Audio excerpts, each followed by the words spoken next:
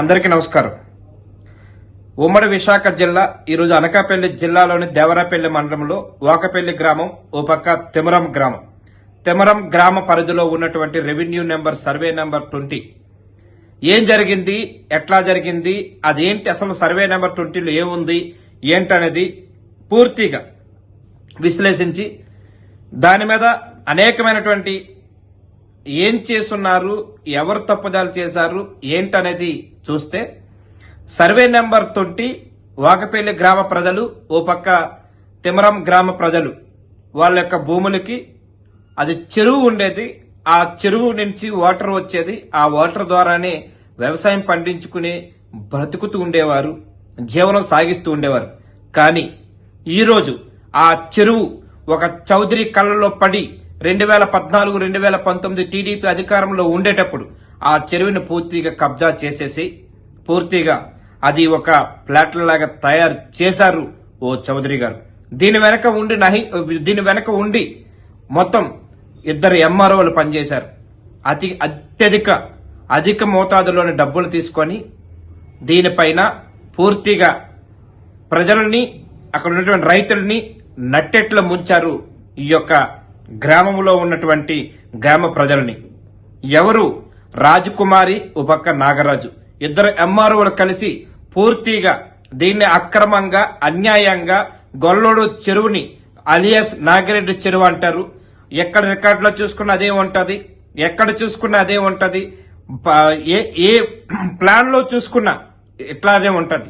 చెరువుని అదికి 2 గ్రామాల ప్రజలు జీవనం సాగించేవారు. 2 గ్రామాల ప్రజలు ఆ చెరువు నుండే అధిక మోతాదులోని వాటర్ నిలవ ఉండేది. ఆ వాటర్ ద్వారా ఆ పంటలు పండేవి. కానీ ఆ చెరువు లేదు, మాయం చేసేశారు. ఒక చౌదరి మొత్తం అక్కడ ఉన్నటువంటి స్థానికంగా ఉన్నటువంటి ఎంఆర్ఓ కనుసన్నల్లోనే జరిగిపోయింది. రికార్డులు తారుమారు చేశారు, రికార్డులు తీసేసి ప్రయత్నం చేశారు. ఇవన్నీ ఆధారాలతోటే విశ్వాస్ టీవీలోని బట్టబయలు చేయబోతున్నది. ఒకటి కాదు, వీళ్ళు చేసిన అగత్యాలు 1 కాదు, అరాచకాలు 2 కాదు. అధిక మోతాదులోని గవర్నమెంట్ పంచాయతీ ల్యాండ్లని, పంచాయతీ చెరువుల్ని కబ్జాలు చేయడమే ఆయన లక్ష్యం. ఆ లక్ష్యానికి వెనకాతలో ఉండేది ఎంఆర్ఓ అధికార యంత్రాంగం, రెవెన్యూ యంత్రాంగం. దీనిపైనే మొత్తం అన్ని చూసుకుంటే వీళ్ళతో మొత్తం ఎవరైతే ఉన్నారో ఆ గ్రామంలో ఉన్న కొంతమంది వాళ్ళతో మాట్లాడే ప్రయత్నం చేద్దాం. ప్రయత్నం చేసే ముందు పనికి ఆహార పథకం కింద ఏదైతే ఉన్నదో, పనికి ఆహారం పథకం కింద గత 2009, 2008 సంవత్సరం నుంచి ఆనాడు ఉన్నటువంటి మన్మోహన్ సింగ్ ప్రధానమంత్రి కాడి నుంచి ఈ రోజు వరకు అది ఆ చెరువులోని ఎంతో మంది పనికి ఆహార పథకం కింద పనిచేస్తున్నారు. కానీ ఆ చెరువును మాయం చేశారు. ఈ రోజు ఆ చెరువు ఒక చౌదరి కళ్ళల్లో పడింది. ఆ చౌదరి ఎంఆర్ఓ అధికారులు పూర్తిగా డబ్బులు తీసుకొని దోచుకొని పూర్తిగా నట్టెట్ల ముంచేశారు. ఈ ఘటన చాలా దారుణమైనటువంటి ఘటన. ఇది చాలా అన్యాయమైనటువంటి ఘటన, రైతులను ముంచేసినటువంటి ఘటన.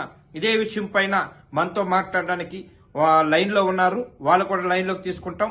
ఎవరైతే ఉన్నారో వాళ్ళు కూడా అడిగి తెలుసుకుందాం. మొత్తం అన్ని విషయాలు కూడా బట్టపైలు చేద్దాం. ఇట్లాంటి వారిపైన కేసులు వేద్దాం, లోకాయుక్తలో కేసులు వేద్దాం, రెవెన్యూ యంత్రాంగం మీద కేసులు వేద్దాం. పూర్తిగా దీనిపైన చర్యలు తీసుకోవాలి. అట్లాగే ఉన్నటువంటి డిప్యూటీ సీఎంతో పాటు సీఎం గారికి కూడా దీని మీద ఒక నివేదిక తయారు చేసి విద్దాం. వీళ్ళ మీద ఎట్టి పరిస్థితుల్లో వదలకూడదు, ఇట్లాంటి వారిపై చర్యలు తీసుకోవాలి అనేదే ఈ రోజు అక్కడ ఉన్నటువంటి కొంతమంది రైతుల ఆవేదన.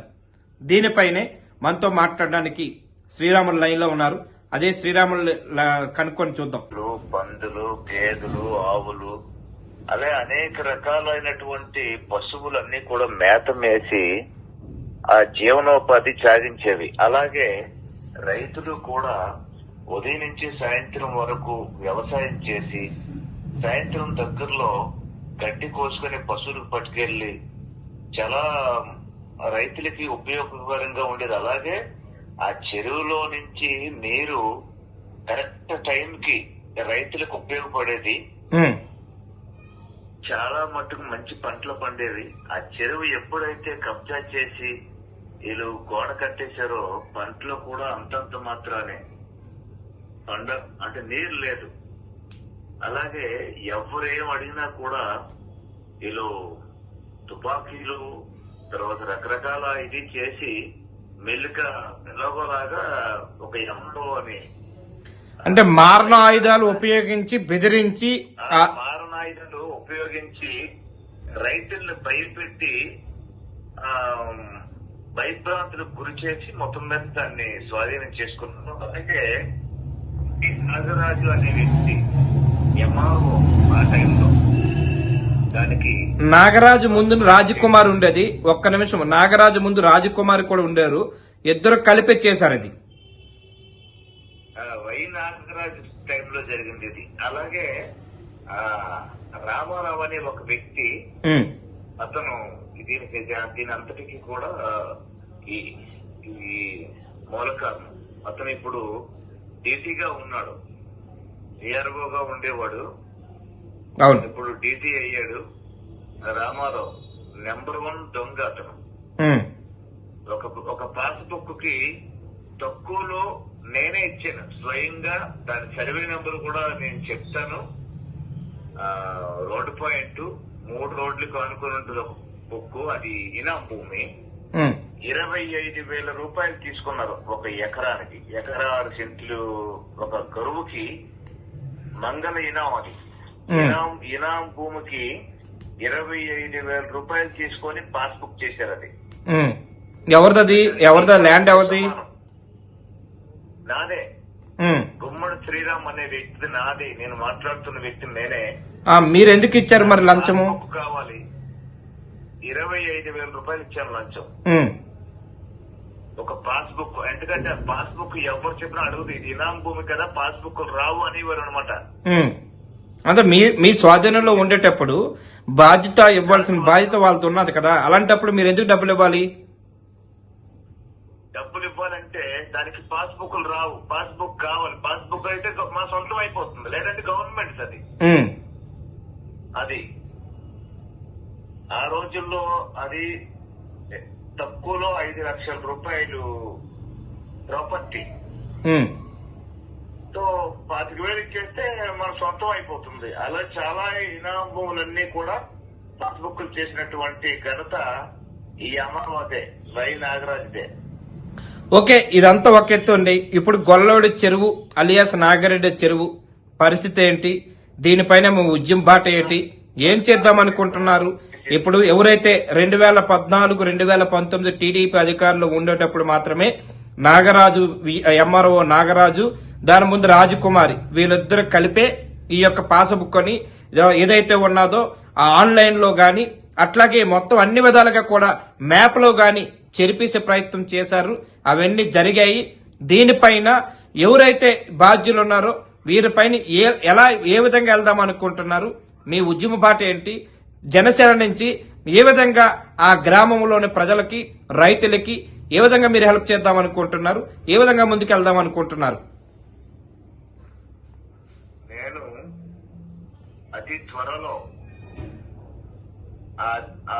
ఏదైతే నాగిరెడ్డి చెరువు సర్వే నెంబర్ 20 ప్రాపర్టీ మీద నేను కోర్టులో కేసు వేసి మళ్ళా ఆ చెరువుని వెంటనే స్వాధీనపరుచుకొని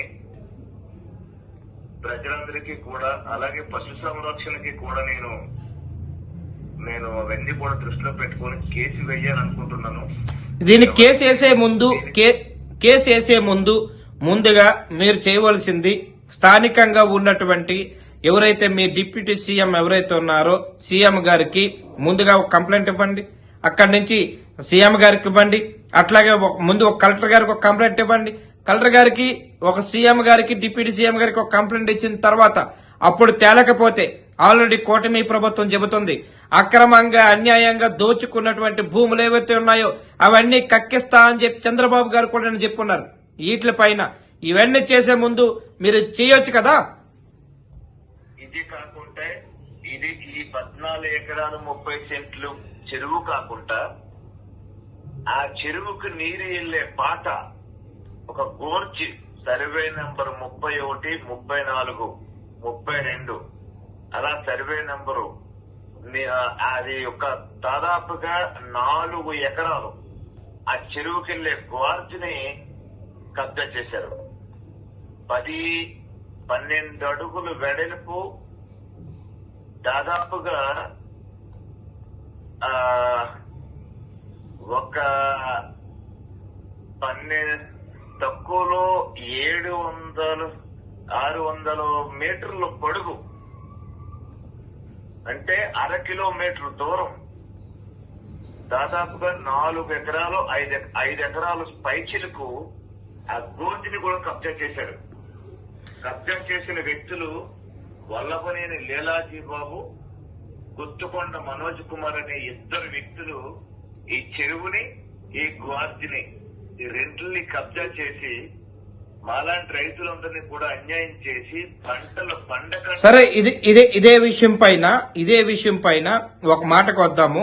మాజీ మంత్రి, అట్లాగే మాజీ ఎమ్మెల్యేలు, అట్లాగే వీళ్ళందరికీ ముడుపులు వెళ్ళాయి అని చెప్పేసి ఒక అభియోగాలు కూడా ఉన్నాయి. అది నిజమంటారా కాదంటారా? స్వయంగా చెప్పాడు, నువ్వు ఈ చెరువు మీద గొడవ పెట్టడం వల్ల మా యజమాని, అంటే ఆ సర్పంచ్ ఒక యజమాని లాగా ఈ కబ్జా చేసిన వారు దాదాపుగా ₹1 కోటి పైచిలకు ముడుపు ఇచ్చి ఇవ్వడం జరిగింది. ₹1 కోటి పైనే వేస్ట్ అయిపోయాయని చెప్పేసి అతను చెప్పడం కూడా జరిగింది. మేము చాలా గొడవ ఇది కూడా ఇష్యూ జరిగింది. ఒకటి, పైలా ప్రసాదరావు పేర్లు తీయొచ్చు తీయకూడదు పక్కన పెట్టుకుంటే, ముక్కు సూటిగా పైలా ప్రసాదరావు, గవిరెడ్డి రామానాయుడు, మాజీ మంత్రి బోడుముత్యాల నాయుడు, అట్లాగే మా ఎక్స్ ఎంపీపీ కిలపర్తి భాస్కర్ రావు, అట్లాగే వీళ్ళందరికీ కూడా మొత్తం 20 లక్షల రూపాయల వరకు ముడుపులు ఇచ్చారని పూర్తిగా సమాచారం. ఇది నిజమంటారా కాదంటారా? 100%, 200%. వీళ్ళందరికీ కూడా ఎవరైతే నాయకులు ఉన్నారో, ఎవరైతే ఈ చెరువు మీదకి వచ్చేస్తారేమో, ఈ చెరువు మీద పోరాటం చేస్తారని అనుమానం వచ్చిన వాళ్ళందరికీ కూడా డబ్బులు ఇవ్వడం జరిగింది. వాళ్ళు ఆఖరికి ఆ చుట్టుపక్కల ఉన్న పెద్ద, అంటే కొద్దిగా తెలివైన వ్యక్తులకి, మీరు రాకండి, ఇదిగో నీ వాటా ఇది, నీ వాటా ఇది అని చెప్పేసి ప్రతి ఒక్కరికి కూడా 30,000, 40,000 ఇవ్వడం జరిగింది. అది స్వయంగా జీడిపల్లి గ్రామస్తులందరూ కూడా నాకు చెప్పడం జరిగింది. మాకు ఇచ్చారు, మాకు వద్దకున చాలు, మేము డబ్బులు తీసుకున్నాం. నిజంగా డబ్బులు తీసుకోవడం కోసం అది గవర్నమెంట్ ప్రాపర్టీ. ఈ విషయం పైన నేను లోక్సత్తాలో ఉండేటప్పుడు మీతో పాటు ఫైట్ చేశాను.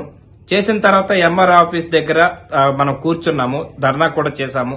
తర్వాత స్టోన్ కేసర్ విషయం మీద ధర్నా చేసినప్పుడు ఈ విషయం పైకి తీసుకొచ్చాను ఉద్దేశంతో నా మీద అక్రమంగా నాగరాజ్ అనే ఎంఆర్ఓ కేసు పెట్టారు.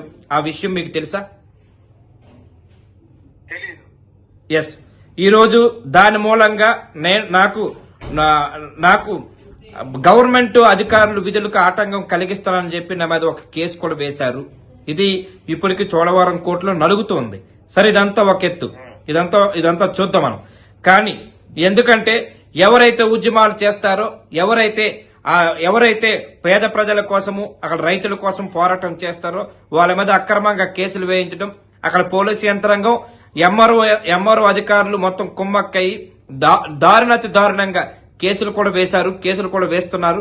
కానీ ఇవన్నీ దీన్ని మొత్తం అంతా కూడా వీటిలన్నిటిపైన ఫైట్ చేద్దాం. ఒకటి కాదు, రెండు కాదు, ఇట్లాంటి చెరువులు, నాగిరెడ్డి చెరువులు లాంటి ఏవైతే ఉన్నాయో మొత్తం అన్ని కూడా బయటికి లాగుదాం. దేవరాపల్లి మండల పరిధిలో ఉన్నటువంటి ఎవరైతే గుత్తుకొండ మనోజ్ కుమార్ ఎవరైతే ఉన్నారో, ఏ చౌదరి అయితే ఉన్నాడో ఆ చౌదరి ఏదైతే పేద ప్రజలు, రైతుల్ని ఇబ్బందులు పెట్టి చెరువుని లాక్కున్నాడో వాళ్ళందరిపైన కూడా కేసులు బనాయిద్దాం.